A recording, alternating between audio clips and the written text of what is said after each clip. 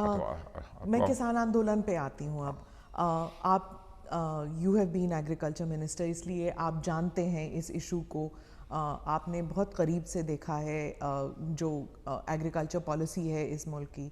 आपके टेन्योर के दौरान आपने आई थिंक किसान चैनल शुरू किया था, किसान बहुत प्राइसिंग के ऊपर भी आपने मैंने रेट ऑफ इंटरेस्ट भी उस समय इंटरेस्ट आदरणीय अटल बिहारी 2003 वाजपेयी जी से अनुरोध किया था। तो जी पहले जहाँ 14 to 18% किसानों को अपने कर्ज पर ये इंटरेस्ट देना पड़ता था, तो उसमें बातचीत हुई थी। तो उस समय 8% पहली बार अटल जी के शासनकाल में ही ये हुआ था, और उसमें मुझे भारत के कृषि मंत्री के रूप में जिम्मेदारी निभाने का अवसर मिला था। जी। अब किसान जो हैं वो दिल्ली के बॉर्डर पर हैं, उनकी डिमांड्स कई सारे हैं। पहली डिमांड तो ये है कि आप ये कानून हटा दें, उन्हें काले कानून कहते हैं, वो हटा दें। इतने सारे हज़ारों किसान वहाँ पर हैं।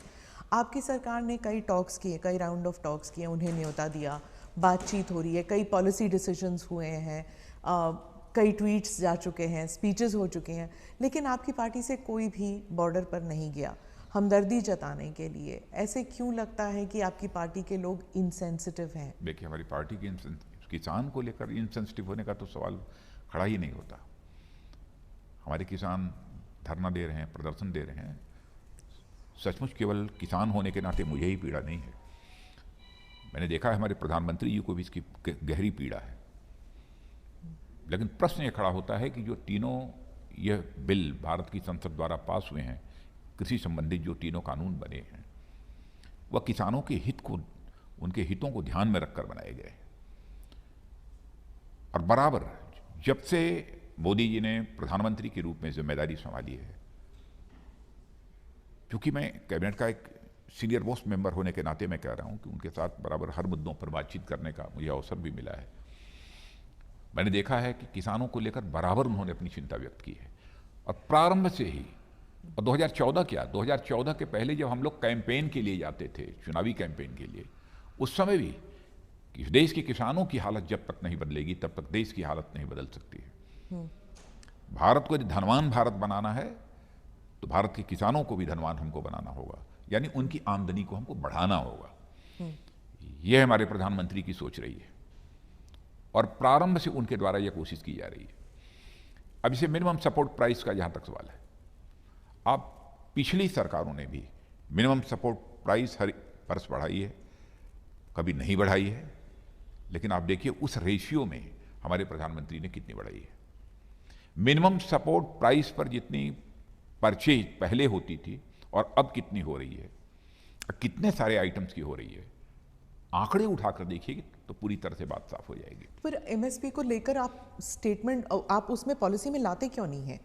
लिख लीजिए कि एमएसपी नहीं हटाया जाएगा, इट्स नॉट देयर। नहीं, बार बार प्रधानमंत्री कह रहे हैं, ये पहले भी कहीं एमएसपी था नहीं, पर अब जब नहीं वहम आ गया है देखिए, तो फिर जब कोई व्यवस्था, मैंने पहले ऐसा था ही नहीं, व्यवस्था चली आ रही थी। और आज भी प्रधानमंत्री कह रहे हैं, हम सब सारे लोग बोल रहे हैं, तो हम अपने ऐसे वचन से मुकर कैसे जाएंगे?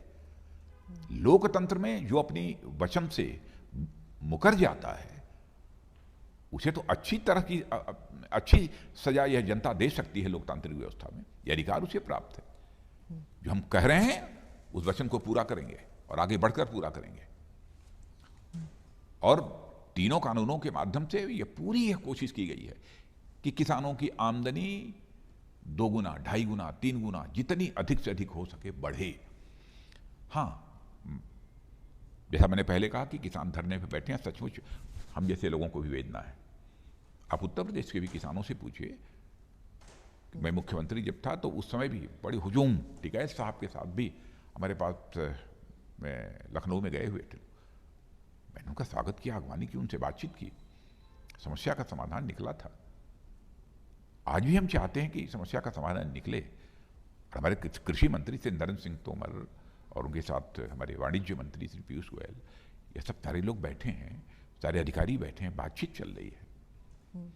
हमारा तो अपने किसान भाइयों को एक सुझाव होगा कि हर एक्ट के हर क्लाज पर तार्किक एक बहस होनी चाहिए, तर्कों के साथ।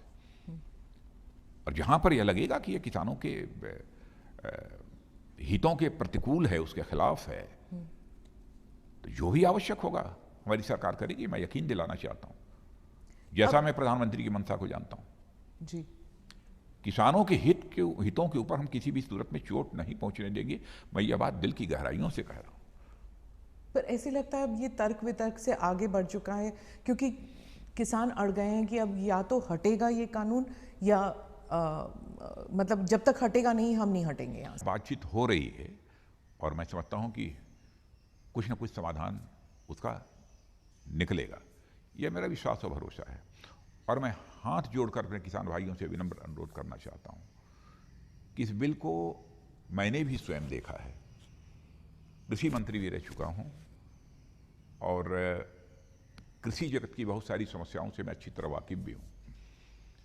इसलिए मैं कह सकता हूं कि यह किसानों के हित में है। एक बार कम से कम 2 साल तक एक प्रयोग करके आप देखें तो कि यह तीनों जो कानून कृषि संबंधित हैं वह किसानों के लिए कितने उपयोगी हैं, देखें तो उसके बाद आपके साथ बैठने को हम लोग तैयार हैं। आप बैठिए, आप जहां जहां कहेंगे आवश्यक संशोधन करने के लिए हमारी सरकार तैयार है।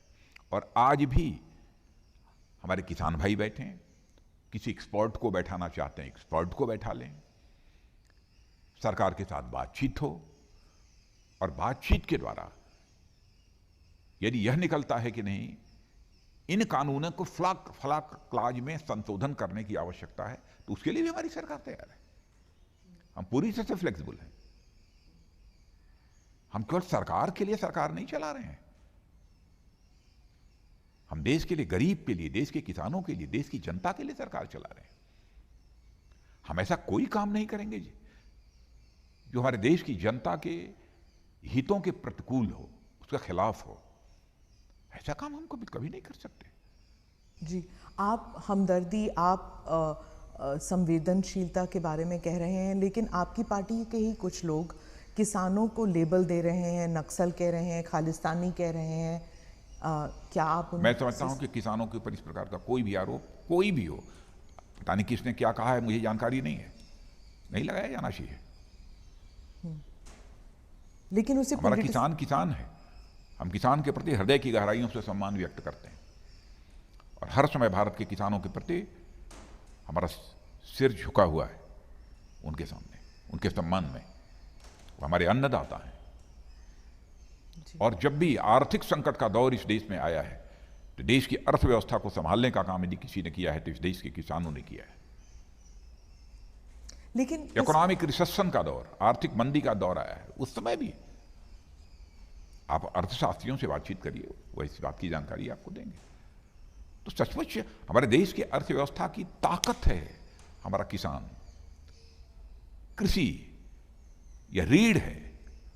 राष्ट्रीय स्वाभिमान की रक्षा के लिए सिख भाइयों ने जितना बड़ा बलिदान दिया है उसे भारत कभी भूल नहीं सकता, कभी नहीं भूल सकता। और भारत की संस्कृति की रक्षा करने में हमारे सिख भाइयों का बहुत बड़ा कंट्रीब्यूशन है। तो इसमें और बदसदैव भारत के स्वाभिमान की सुरक्षा के लिए, भारत की संस्कृति की सुरक्षा के लिए जो उनका योगदान है, पहले भी था, आज भी है और कल भी रहेगा।